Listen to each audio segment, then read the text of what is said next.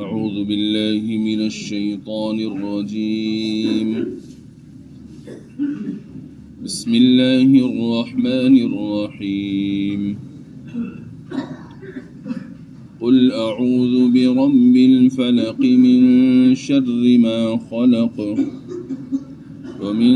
شر غاسق إذا وقب ومن شر النفاثات في العقد ومن شر حاسد إذا حسد صدق اللہ العظیم۔ آج جو سورہ مبارکہ تلاوت کی گئی ہے یہ سورۃ الفلق ہے، اور سورہ فلق کی تفسیر اور تشریح کا بیان گزشتہ کئی دنوں سے چل رہا ہے۔ یہ وہ سورہ مبارکہ ہے جس میں باری تعالیٰ نے ہمیں ہدایت دی ہے چند چیزوں سے پناہ مانگنے کی، کہ انسان کو چاہیے کہ اللہ تبارک و تعالیٰ کی بارگاہ میں پناہ مانگتا رہے۔ کن چیزوں سے؟ ایک تو مخلوقات کے شر سے، اور دوسرے ارشاد فرمایا اندھیری رات کے شر سے جب اندھیری رات پھیل جائے، اور تیسرے ان جانوں کے شر سے جو گروہوں میں پھونک مارتی ہیں، اور پھر آخر میں فرمایا حسد کرنے والے کے شر سے جب وہ حسد کرے۔ تو اس میں جو آخر میں ارشاد فرمایا حسد کرنے والے کے شر سے جب وہ حسد کرے، تو اس کو تھوڑا تفصیل سے سمجھیں، اس لیے کہ یہ بیماری آج کل ہمارے معاشرے کے اندر بہت زیادہ پائی جا رہی ہے، اور ایسی بیماری ہے کہ اس کو ایک تو ہم بیماری نہیں سمجھ رہے، بیماری سے مراد ہے روحانی بیماری، گناہ، تو ہم اس کو گناہ نہیں سمجھ رہے ہیں، اور جب گناہ نہیں سمجھ رہے تو پھر ہم اس کو چھوڑیں گے کیسے، اس کا علاج کیسے کریں گے؟ اس لیے میں چاہتا ہوں کہ ہم اس کو گناہ کو گناہ سمجھیں اور اس سے بچنے کی کوشش کریں، اور اگر اللہ نہ کرے یہ بیماری موجود ہے تو اس کا علاج کریں۔ تو یہاں سمجھیے گا کہ حسد کس کو کہتے ہیں اور پھر حسد کا شر کیا ہے۔ تو دیکھیے، حسد کہتے ہیں اگر کسی کے پاس میں کوئی نعمت ہے، اللہ تعالیٰ نے کسی کو نعمت عطا فرمائی، تو اس کو نعمتوں میں دیکھ کر دل میں یہ کڑھن پیدا ہو جانا کہ اس کو یہ نعمت کیوں مل گئی، یہ حسد کہلاتا ہے۔ اور دوسرا درجہ حسد کا یہ ہے کہ کسی آدمی کو کوئی نعمت ملی، نعمت ملنے کے بعد دل میں کڑھن پیدا ہوئی کہ اس کو یہ نعمت کیوں مل گئی ہے، لیکن ساتھ ساتھ یہ بھی کہ اس سے یہ نعمت چھن جائے، یہ نعمت اس سے چھن جانی چاہیے، خواہ مجھے ملے یا نہ ملے۔ تیسرا درجہ ہے حسد کا کہ کسی کو اللہ تعالیٰ نے کوئی نعمت عطا فرمائی، اب اس کو نعمتوں میں دیکھ کر دل میں کڑھن پیدا ہوئی کہ اس کو یہ نعمت کیوں مل گئی، اب ساتھ ساتھ یہ کوشش ہو رہی ہے کہ اس سے یہ نعمت چھن جائے۔ اب اس چھننے کے لیے کہ نعمت اس سے چھن جائے کوئی بندہ عملی کارروائی بھی کرے، تو یہ حسد کا تیسرا درجہ ہے۔ اب اس میں سے پہلے جو درجے ہیں کہ آدمی نے کسی کو نعمتوں میں دیکھا، نعمتوں میں دیکھ کر دل میں کڑھن پیدا ہوئی کہ یہ نعمت اس کو کیوں مل گئی، اور دوسرا درجہ کہ یہ نعمت اس کو کیوں مل گئی تو یہ نعمت اس سے چھن جانی چاہیے، تو یہ دو درجے جو ہیں یہ غیر اختیاری ہیں، انسان کے اپنے اختیاری نہیں ہوتے، دل میں یہ خیالات آ جاتے ہیں۔ تو اگر دل میں یہ خیال آ گیا تو اس کو بھی برا سمجھے، یہ نہیں کہ بس آ گیا کوئی بات نہیں ہے، غیر اختیاری طور پر اگر دل میں کوئی خیال برا آ جاتا ہے اللہ تعالیٰ اس پر پکڑ نہیں فرماتے، لیکن بندہ اگر اس خیال کو جما لیتا ہے اپنے دل میں تو پھر اس پر پکڑ ہو جاتی ہے۔ خیال آیا چلا گیا کوئی بات نہیں ہے، لیکن خیال آیا اور بندہ اس کو اپنے دل میں جگہ دے رہا ہے اور پھر یہ خیال بڑھتا ہی چلا جاتا ہے، تو اس صورت میں پھر یہ بھی گناہ ہو جاتا ہے۔ تو اگرچہ یہ دونوں غیر اختیاری ہیں، لیکن اس کو بھی ہمیں برا سمجھنا چاہیے اور اس کو بھی دور کرنے کی کوشش کرنی چاہیے۔ اب اس کو مثال سے سمجھیے۔ مثال کے طور پر باری تعالیٰ نے کسی بندے کو مال و دولت عطا فرمائی، یا اللہ تعالیٰ نے کسی بندے کو شہرت اور مقبولیت عطا فرمائی، یا اللہ تعالیٰ نے کسی بندے کو کوئی عہدہ اور منصب عطا فرما دیا، تو اب یہ سب اللہ تعالیٰ کی نعمتیں ہیں۔ اب آدمی ان نعمتوں میں دیکھ کر دل میں کڑ رہا ہے کہ اس کو یہ نعمت کیوں مل گئی، یا اس کے ساتھ ساتھ وہ یہ دل میں کڑھن کے ساتھ ساتھ دل میں یہ خیال بھی آ رہا ہے کہ اس سے یہ نعمت چھن جانی چاہیے، تو اس کو ہم برا سمجھیں، اگرچہ غیر اختیاری ہے لیکن برا سمجھیں، اور برا سمجھنے کے ساتھ ساتھ اس کو دور کرنے کی کوشش کریں۔ اور کل میں نے عرض کیا تھا امام غزالی رحمۃ اللہ علیہ بہت پائے کے بزرگ گزرے ہیں، بہت بڑے عالم گزرے ہیں۔ انہوں نے اپنی کتاب میں لکھا ہے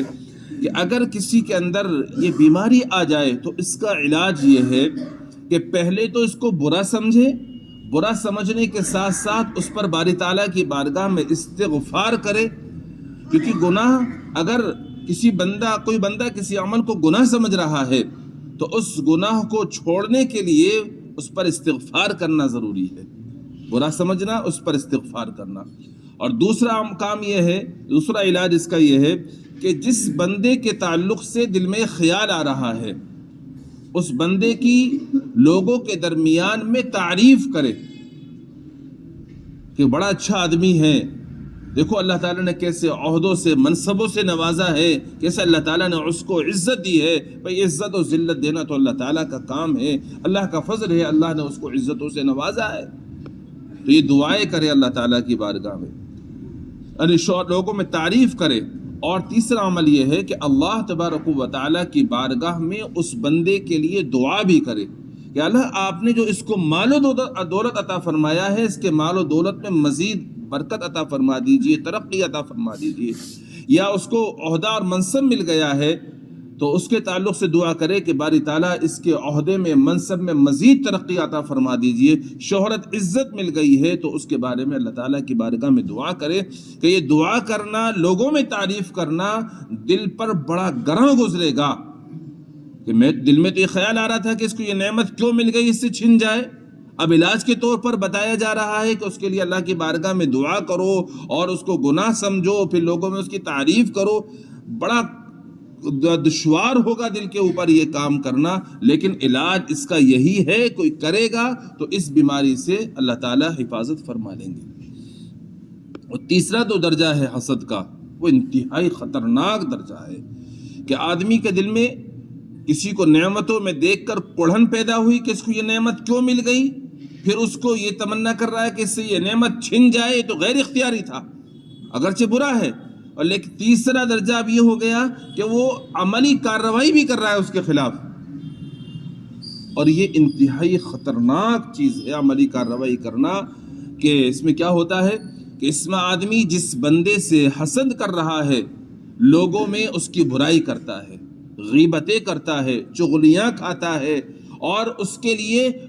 بڑے لوگوں سے شکایت کرتا ہے۔ مثلاً کسی کو عہدہ ملا ہوا ہے، منصب ملا ہوا ہے، تو بڑے لوگوں سے جا کر اس کی شکایتیں کرتا ہے، غیبتیں کرتا ہے، برائیاں کرتا ہے، بہتان لگاتا ہے کہ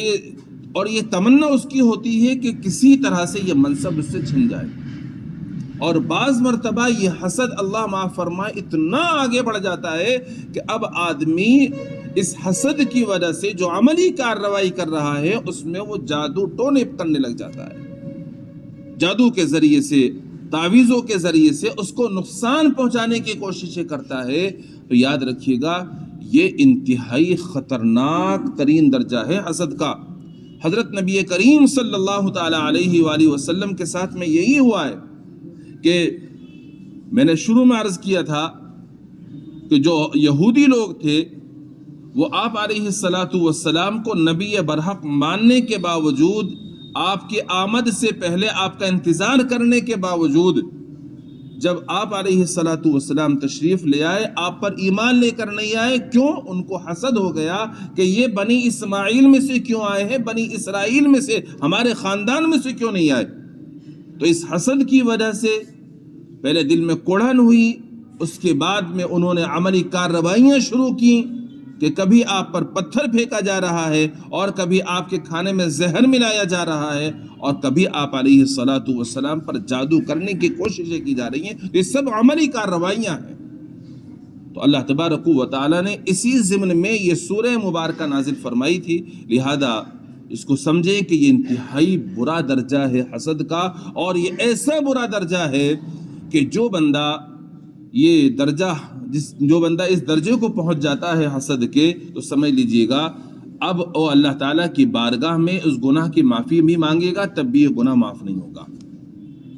اس گناہ کی معافی بندے کو اس سے مانگنی ہوگی جس کے تعلق سے اس نے حسد کیا ہے، اس سے معافی مانگے گا تب جا کر کے یہ گناہ معاف ہوگا، اگر اس نے معاف کر دیا۔ کیوں؟ اس لیے کہ اس کا تعلق حقوق العباد سے ہے۔ وہ دل میں خیالات آ رہے تھے، وہ غیر اختیاری تھا، اللہ کی بارگاہ میں معافی مانگی، اللہ معاف فرما دیں گے، اس کو پتہ بھی نہیں چلا بندے کو۔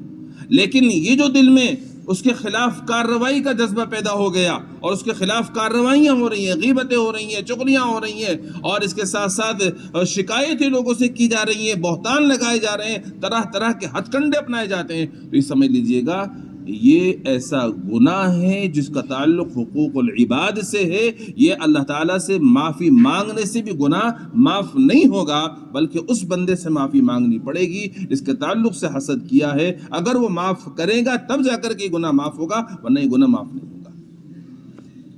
تو یہ حسد کا تیسرا درجہ انتہائی خطرناک ہے۔ اب ہم اپنے اوپر غور کر لیں کہ اللہ معاف فرمائے، ہم میں سے حسد کے ان تینوں درجات میں سے کون سا درجہ ہے کسی کے تعلق سے؟ اگر کوئی سا بھی درجہ ہے تو اس کو گناہ سمجھ کر فوراً اس کا علاج کریں، تاکہ یہ گناہ اللہ تعالیٰ کی بارگاہ میں معاف ہو جائے، اور معاف ہونے کے ساتھ ساتھ نامہ اعمال میں جو برائیاں لکھی گئی ہیں وہاں سے مٹ جائیں۔ اور اس کے ساتھ ساتھ